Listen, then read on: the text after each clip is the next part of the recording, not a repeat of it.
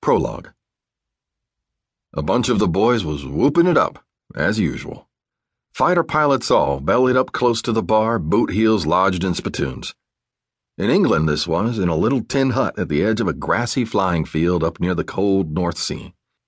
The fairly indestructible remnants of a hot-shot Mustang squadron, we'd been roosting right here for a year, for we drank upon occasion, the most frequent of which being sundown. Flying by day were we, and by night winning the bloody Great War with scotch and soda, and it seemed that the same rowdy crew always led off on these nighttime missions. Inevitably, as the night bombers of the RAF would string out across the darkening skies, so would Parcheesi Joe and the Gremlin, Pappy and Scotty and Mac and I trail into the musty dim barroom of our club, lured by the wafted fumes of rare old Mountain Dew. And in comparison to some of these nightly affairs, combat flying was utter relaxation. The jagged brick footrest of our tiny bar was quite as much an occupational hazard as the flak lobbed up from Happy Valley or Berlin, the designers of our cozy retreat having failed to foresee the disastrous possibilities inherent in the combination of one pea-shooter pilot, a quart or so of ersatz scotch, plus the inexorable law of gravity. Booze, however, was not our sole joy and diversion. Perhaps in the course of an evening there might be a small game of chance, a reckless round of stud wherein our hard-earned pound notes would sail through the drifting strata of tobacco smoke like snowflakes in a Dakota blizzard.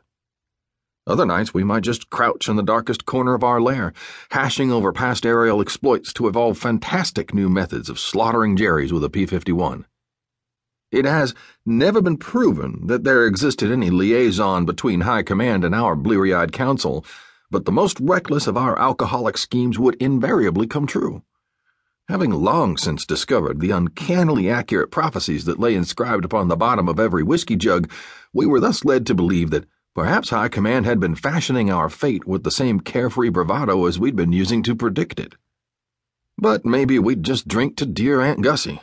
The fairest of queens in the royal courts of old was never toasted as frequently or with such fervor as was this venerable dame. Designed and constructed according to our rigid specifications, this invisible old squaw had been brought into our cruel little world to serve solely as a salve for what we laughingly referred to as our collective conscience. The latter would infrequently cause us pangs, should we all become soaked for no apparent reason. One should always have something definite to celebrate, and Aunt Gussie's birthday was generally it. She aged rapidly, and whenever my battered guitar would come from under the bar, then the air would well resound with a notorious collection of ballads, all those we used to know and love so well, a raucous repertoire at best. Even the Red Cross wenches would work up a blush or two at some of these delicate ditties. A fun-loving lot at heart we were, and nothing cramped our style.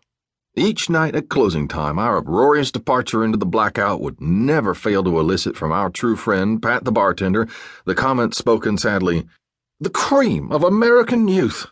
Jesus!" We were sure fooling the public.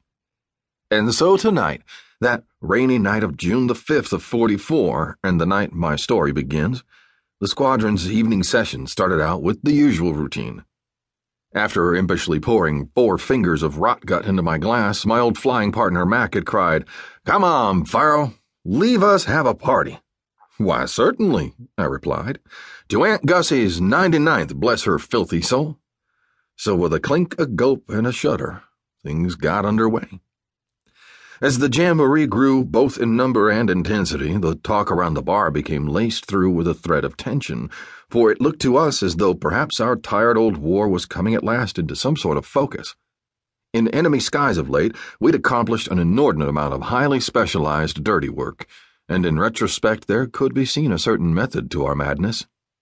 Our bomber escort work had slacked off, and we'd set about strafing airdromes, racing deep into Germany to sometimes catch the Luftwaffe with its flaps down. And we'd taken our losses. Then upon our flak-addled heads there had fallen the rightful blame for the acute shortage of underwear which had developed amongst the nerve-shattered railroaders of the Reich, for we'd buzzed joyfully up and down the main line, seeking out and punching holes into every locomotive constructed by the Jerrys in the past century. After that, 8th Fighter Command had declared open season, whereupon anything that might happen to our gun sights became a legitimate target. Indeed,